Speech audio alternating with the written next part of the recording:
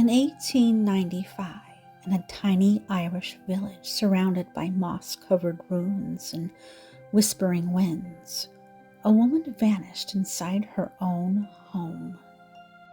According to her husband, she hadn't disappeared. She was right there, in front of him, smiling strangely, too tall, too sharp, too wrong. He told police. She looked like my wife, but she wasn't. She was a changeling. And then he lit the fire.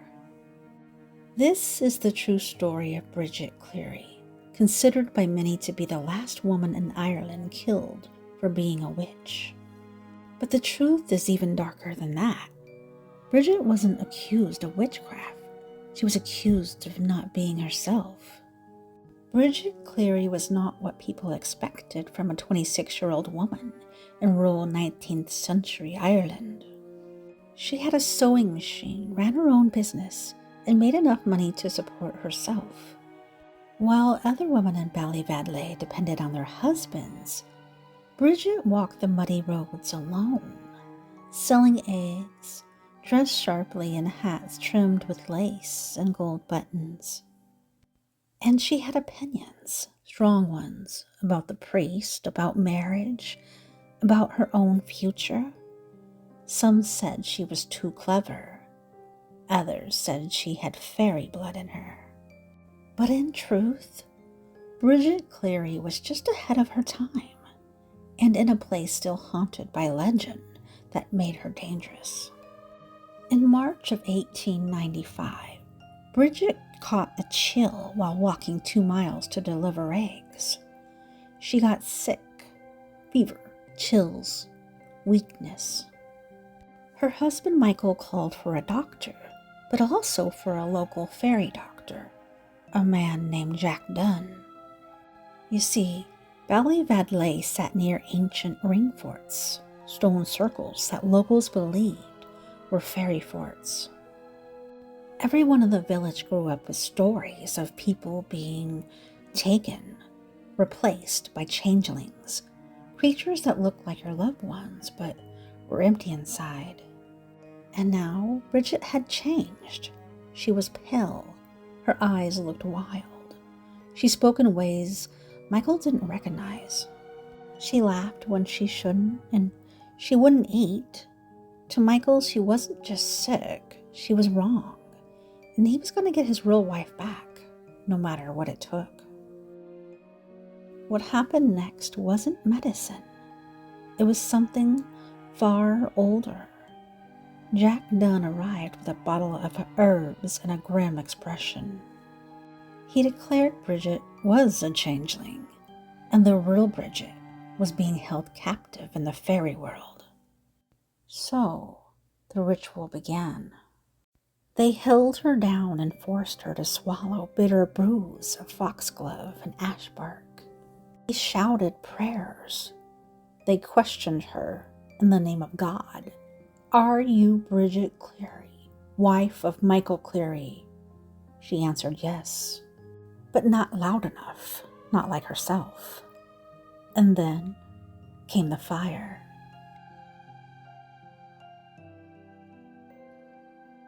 On the night of March 15th, 1895, inside a cottage lit only by oil lamps, the people closest to Bridget stood in a circle. Her husband Michael poured paraffin oil around her feet. She begged them to stop.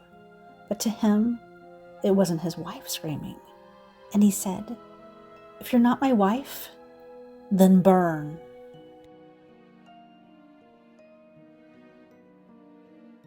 On March 16th, 1895, neighbors noticed that something was strange. Bridget Cleary had vanished overnight. Her husband Michael would offer a strange explanation, one that didn't sit right with anyone. "She's gone to her mother's," he claimed. And then he would say, "She went with the fairies." Then, nothing. He stopped talking. Bridget's family members who had been there that night weren't talking either, not until the police arrived. And once they did, The truth began to unravel like a seam torn open in silence.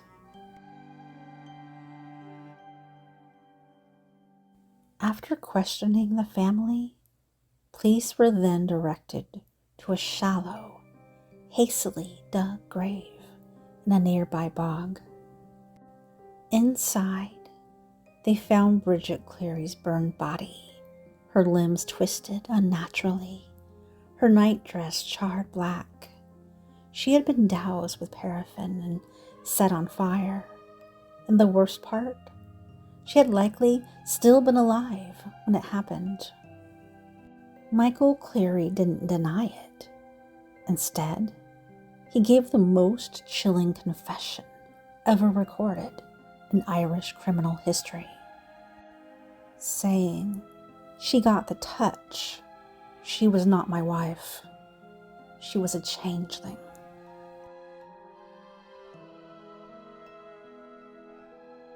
Word of Bridget's death spread like wildfire, but what shocked the country wasn't just the crime, it was the mindset behind it. At trial, 10 people were charged. Michael, Bridget's cousins, her aunt, and even the so-called fairy doctor, Jack Dunn. Each had played a role in what they believed was a fairy trial, not a murder. The courtroom was packed. Papers called it a case of medieval cruelty in the age of science. When Michael took the stand, he didn't plead insanity. He said, "I did it to get her back." He believed, even as he was led away to prison, that the real Bridget might return, riding on a white horse from the hills.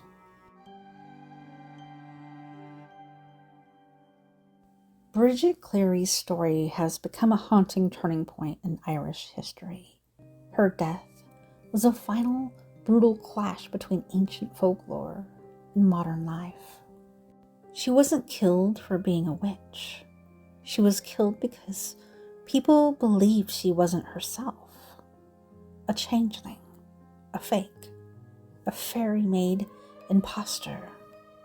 But when you strip away the fear and superstition, what you're left with is a woman silenced for being independent, burned alive for being different. And every now and then, in that misty corner of Tipperary, some say that you can still hear her calling out, not for help, but for justice. Bridget Cleary was buried in a shallow grave over a century ago, but in a way, she never left. Her story didn't end with a trial or the prison sentences or the headlines screaming fairy murder in Tipperary. It only went deeper into the heart of Ireland's darkest superstitions, into the tangled roots of gender and fear, and into the modern world where her name still causes a chill. Because Bridget wasn't just the last woman burned in Ireland. She was the last person killed for being something that no one could ever even prove existed. A changeling.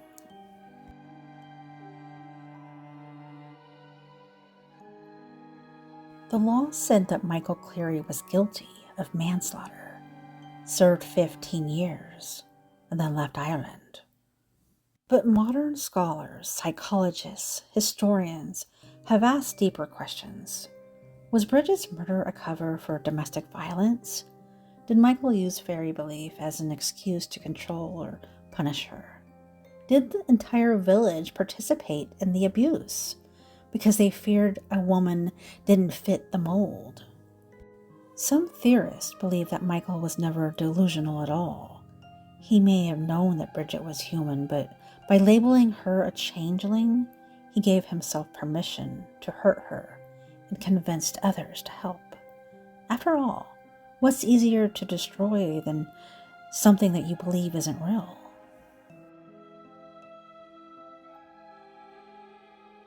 In Irish folklore, changelings weren't just random replacements.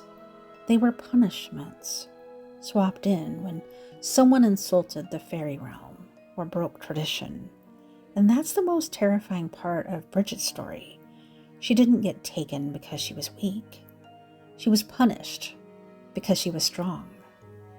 She was educated, ambitious, unafraid to speak her mind. In a time when women were expected to obey, Bridget refused to be anyone but herself. And to the people around her, that made her inhuman.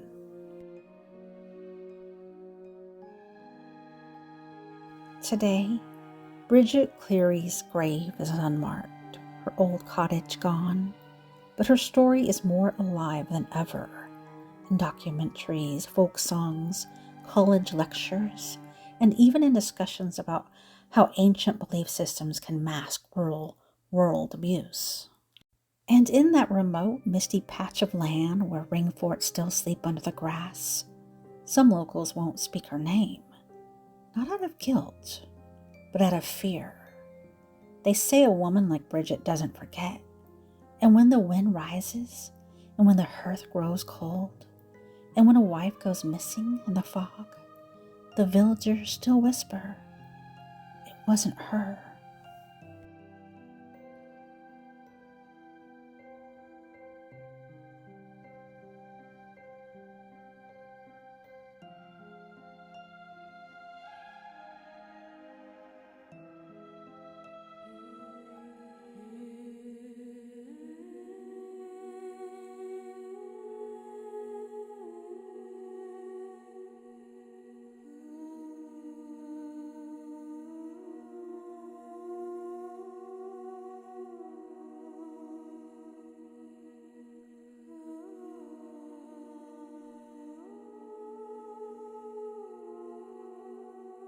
They said I wasn't me, that I had been taken, replaced, stolen by the good folk, the fair folk, the unseen ones who live beneath the hill.